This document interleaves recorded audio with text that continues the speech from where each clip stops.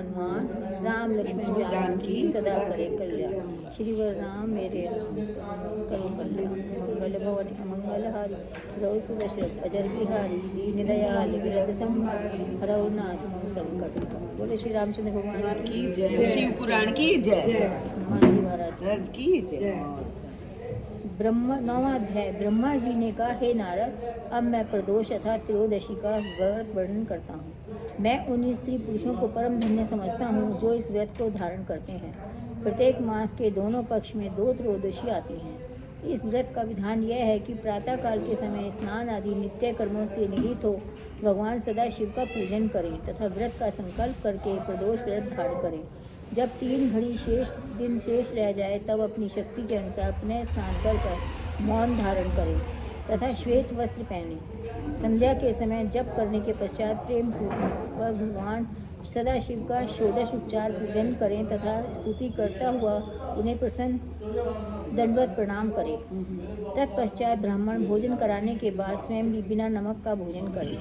हे नारद, इस प्रकार किया हुआ प्रदोष व्रत संपूर्ण पापों को नष्ट करने वाला होता है। इसके समान अन्य कोई और व्रत नहीं है। वेद पुराणों का यह कहना है कि प्रदोष काल में किया हुआ शिवजी का पूजन अत्यंत आनंददायक होता है। यह बात तीनों लोकों में प्रसिद्ध है। इस संबंध में मैं तुमसे यह विचित्र वृत्तांत कहता हूँ, उसे ध्यान पूर्वक सुनो। हे नारद, पुरातन काल में उज्जैनीपुरी में चंद्रसेन नामक एक राजा शिवजी का परम भक्त हुआ। वह सदैव त्रयोदशी का व्रत रखता था और विधि पूर्वक शिवजी का पूजन किया करता था। वह महाकाल लिंग की पूजा करता और हर समय उन्हीं के ध्यान में मग्न रहता था। एक दिन मणिभद्र नामक शिवजी के एक गण ने उस राजा पर प्रसन्न होकर उसे चिंतामणि नामक एक मणि दी।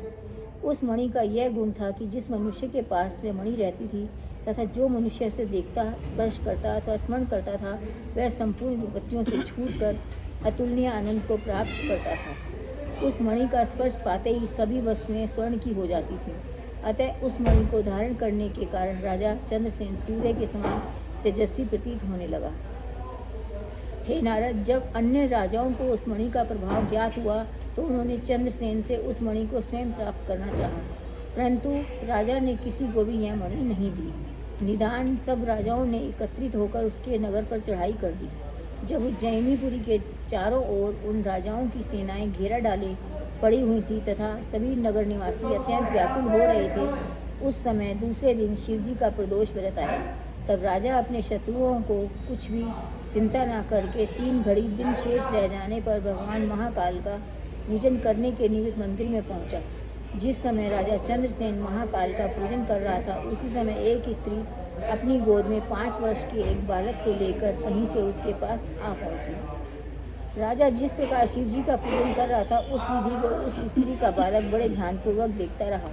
कुछ देर बाद जब वह अपनी स्त्री अपने पुत्र को साथ लेकर घर चली गई, तब घर जाकर उस बालक के हृदय में शिवजी की ऐसी भक्ति उत्पन्न हुई कि वह कहीं से एक पत्थर का टुकड़ा उठा लाया और जिस प्रकार उसने राजा को पूजन करते हुए देखा था, उसी प्रकार स्वयं भी उसका पूजन और करने का प्रयत्न करने लगा।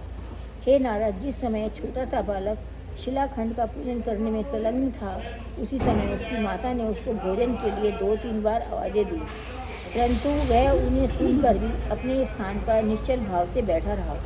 तब वह स्त्री स्वयं अत्यंत क्रोध में भरकर उसके पास आ पहुंची। जब उसने बालक को एक पत्थर का पूजन करते हुए देखा तो उसे खूब मारा।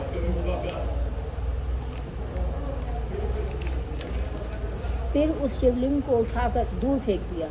इसके बाद वह बालक को उसे अपने साथ पकड़कर घर के भीतर खींच कर ले गई।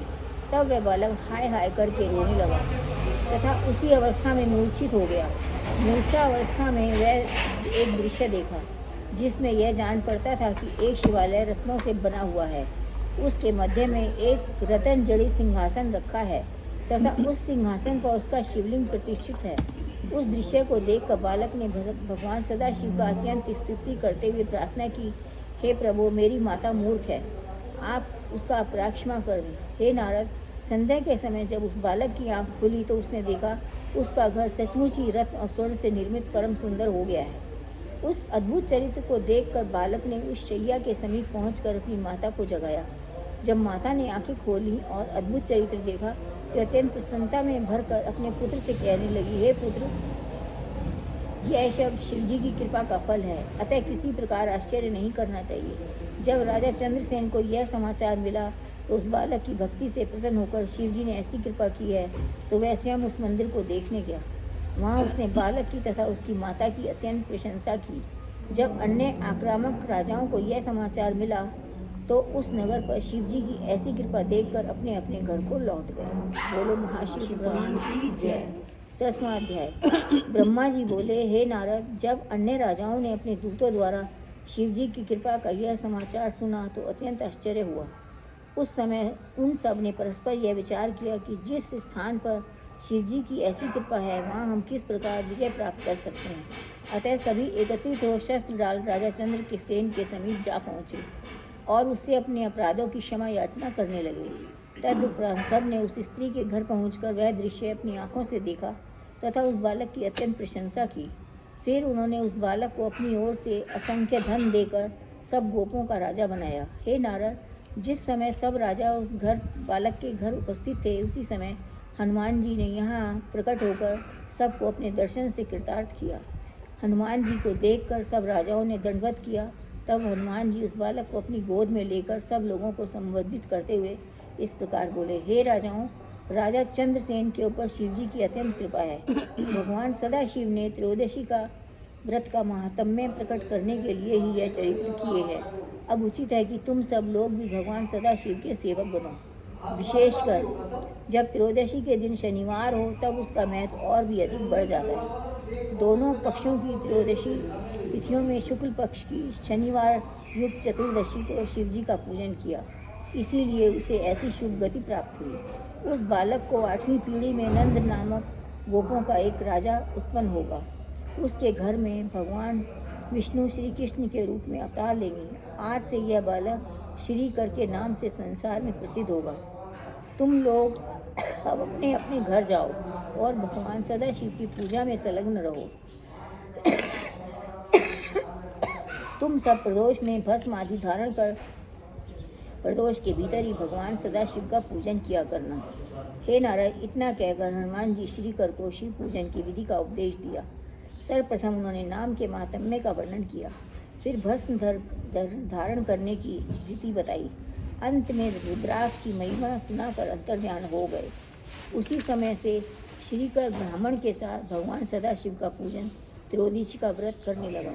राजा चंद्रसेन तथा श्रीकर दोनों ही शिव भक्तों में प्रमुख तथा त्रयोदशी का व्रत धारण करने वालों में अत्यंत प्रसिद्ध सिद्ध हुए। हे नारद, त्रयोदशी व्रत की ऐसी महिमा है। त्रयोदशी व्रत का यह माहात्म्य संपूर्ण मनोरथों को प्रदान करने वाला है। जो लोग इस कथा को पढ़ते, सुनते अथवा दूसरों को सुनाते हैं वे भी लोकों में आनंद प्राप्त करते हैं। बोलो महाशिव पुराण की जय। 11वां अध्याय। इतनी कथा सुनकर नारद ने कहा, हे पिता, आप मुझे त्रयोदशी का महात्म्य सुनाने की कृपा करें। ब्रह्मा जी बोले, हे पुत्र, शिवजी का ध्यान धरने वाले मनुष्य संसार में परम धन्य हैं। जो मनुष्य सब धर्मों को त्याग कर केवल भगवान सदाशिव का पूजन करते हैं वे बंदर से छूट कर मुक्त पद को प्राप्त करते हैं। जो मनुष्य श्रद्धापूर्वक त्रयोदशी का व्रत धारण करता है उस पर शिवजी सदैव अपनी कृपा बनाए रखते हैं। त्रयोदशी का व्रत करने से शिवजी के चरणों में प्रेम बढ़ता है। ऐसे मनुष्य को सभी रिद्धि सिद्धियाँ अनायास ही प्राप्त हो जाती हैं। हे नारद, त्रयोदशी के व्रत में भगवान सदाशिव का पूजन प्रदोष काल में करना चाहिए। इस व्रत में भगवान शंकर के अतिरिक्त अन्य किसी देवता की पूजा करना उचित नहीं है। जो मनुष्य प्रदोष व्रत धारण करता है वह कभी भी दरिद्र नहीं रहता। प्रदोष काल में भगवान सदाशिव की पूजा करना ही श्रेष्ठ है। ऐसी पूजा करने वाले लोग धन, संतान, स्त्री, पुरुष आदि सभी वस्तुओं को प्राप्त करते हैं। प्रदोष का शाम को प्रदोष मतलब सुबह। प्रदोष मतलब होता है एकादशी से अगले दिन जो व्रत होता है त्रयोदशी का सीमा पड़ती है, उसको ही कहते हैं सुबह सुबह प्रदोष का मतलब त्रयोदशी व्रत, एकादशी, द्वादशी और फिर त्रयोदशी। समय कौन सा प्रदोष? एक दिन दिन होगा, है। उसमें कैलेंडर में देखना। जब प्रदोष व्रत, एकादशी व्रत, चतुर्दशी, चतुर्दशी से पहले आता है ये। हो गई प्रदोष समय बोल रहे हैं, प्रदोष के समय। प्रदोष प्रदोष दिन एकादशी के समय होगा। हाँ, वो ये प्रदोष। कैलेंडर आता है ना जो उसका काल का उसमें आता है, काल चक्र। काल चक्र का उसमें लिखा होता है प्रदोष का, और वैसे वो उसको शुभ नहीं मानते, लेकिन इसमें शिव जी का पूजा शिव जी करो। का पूजा करो, वैसे वो शुभ नहीं होता, उसमें कोई काम नहीं कर सकते, वो उसमें कोई काम नहीं कर सकते, जैसे एंगेजमेंट करनी है, हाँ। ऐसा कुछ करना है ना, तो नहीं कर सकते, पूजा और व्रत के लिए नहीं है, पूजा और लेकिन व्रत। पूजा के लिए ठीक है। प्रदोष का जो बोलता है वो मॉर्निंग ही तो होते हैं। नहीं नहीं, नहीं, प्रदोष का पूरा दिन मतलब होता है, पूरा दिन हो गया, पूरा दिन जैसे त्रयोदशी को, हाँ। त्रयोदशी जैसे को बोलते हैं प्रदोष। प्रदोष काल है, इसमें कुछ नहीं कर अच्छा, सकते, प्रदोष वो को है। मैं भी प्रदोष काल है, उसमें लिखा होता सारा है। दिन। आप वो वर्ड सारा होता है। काल चक्र जो आता है, काल चक्र का उसमें लिखा होता है। उसी वर्ड मिलता है। हाँ, पूरा दिन वो होता है। सुबह होते हैं, हाँ, इसलिए मैं उसमें कोई सोचा- शुभ काम नहीं कर सकते। प्रदोष लेकिन काल इसके लिए में अच्छा है। भगवान सदा शिव की पूजा करना ही श्रेष्ठ है। ऐसी पूजा करने वाले लोग धन, संतान, स्त्री, पुरुष आदि सभी वस्तुओं को प्राप्त करते हैं। प्रदोष काल में सभी देवता भगवान सदाशिव का पूजन करने के लिए उनकी शरण में जाते हैं। उस समय शिवजी शिव रानी सहित सिंहासन पर शोभायमान होते हैं। हे नारद, प्रदोष काल में शिवजी की जो सभा जुड़ती है उसका कुछ वर्णन इस प्रकार है। उस समय सब देवता, ऋषि, मुनि शिव गिरजा के चारों ओर बैठकर उनका भजन तथा कीर्तन करते हैं।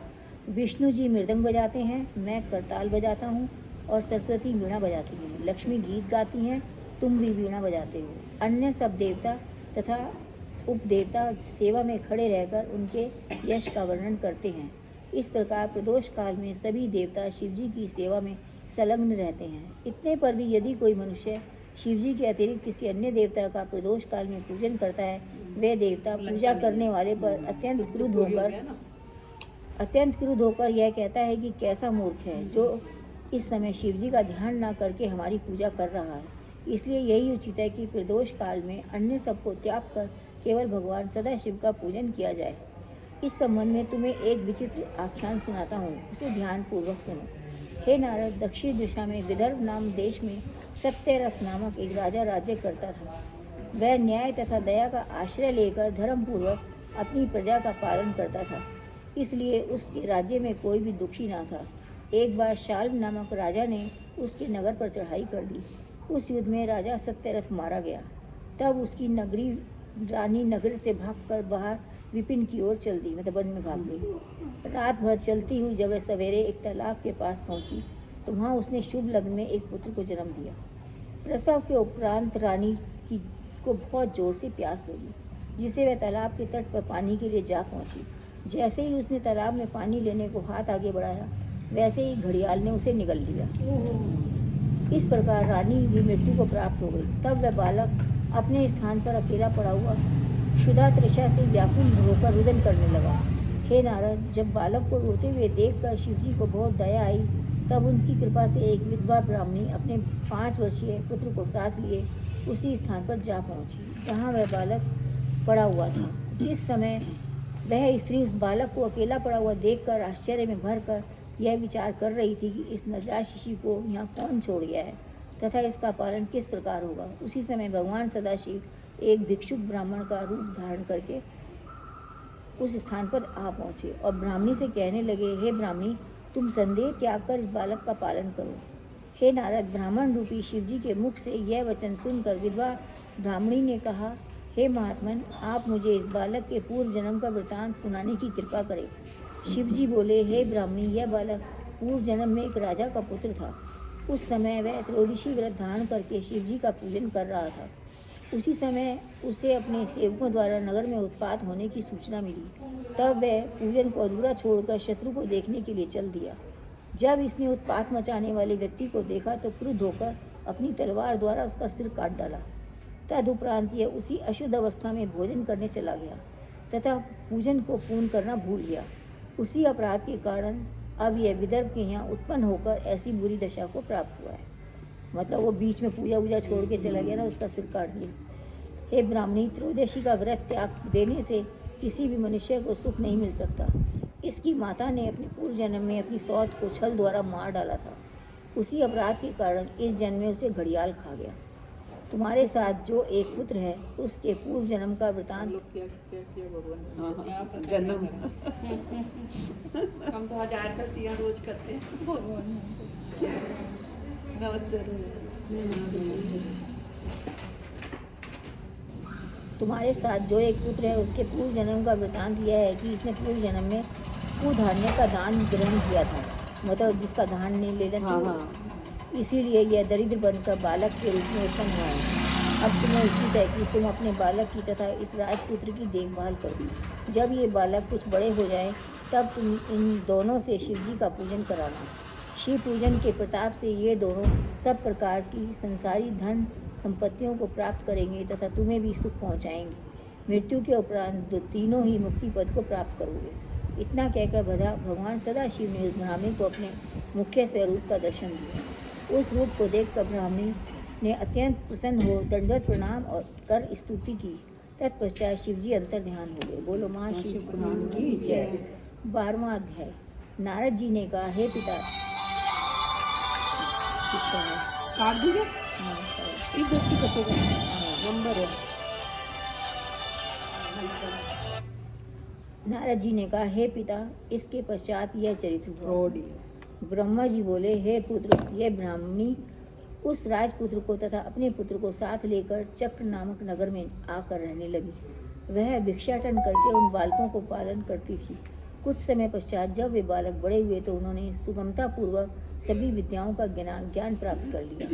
एक दिन उन दोनों बालकों ने शांडिल्य मुनि को अपने शिष्यों सहित भगवान सदाशिव के गुणों का वर्णन करते हुए देखा। तब वे उनसे मंत्र लेकर शिव जी की आराधना करने लगे। मुनि के उपदेश से उन्होंने प्रदोष व्रत रखना भी आरंभ कर दिया। हे नारद, जब उन्हें व्रत करते हुए 4 महीने व्यतीत हो गए तब यह घटना घटित हुई कि एक दिन वे दोनों नदी में स्नान करके शिवजी का बाना धारण किए अपने घर को लौट रहे थे कि उन्हें मार्ग में शिवजी की कृपा से धन से बढ़ा हुआ एक घड़ा में दिखाई दिया। वे इस घड़े को उठाकर अपनी माता के पास ले गए।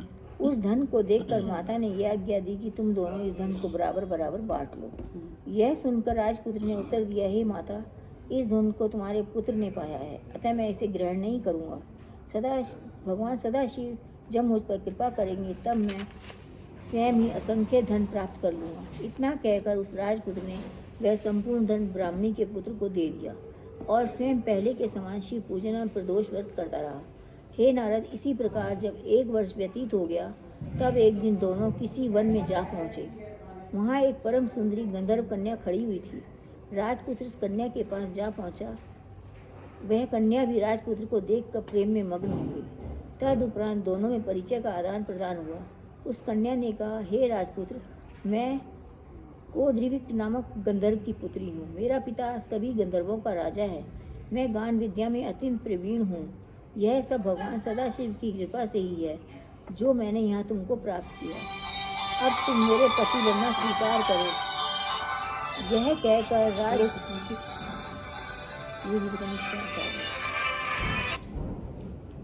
हेलो, हाँ,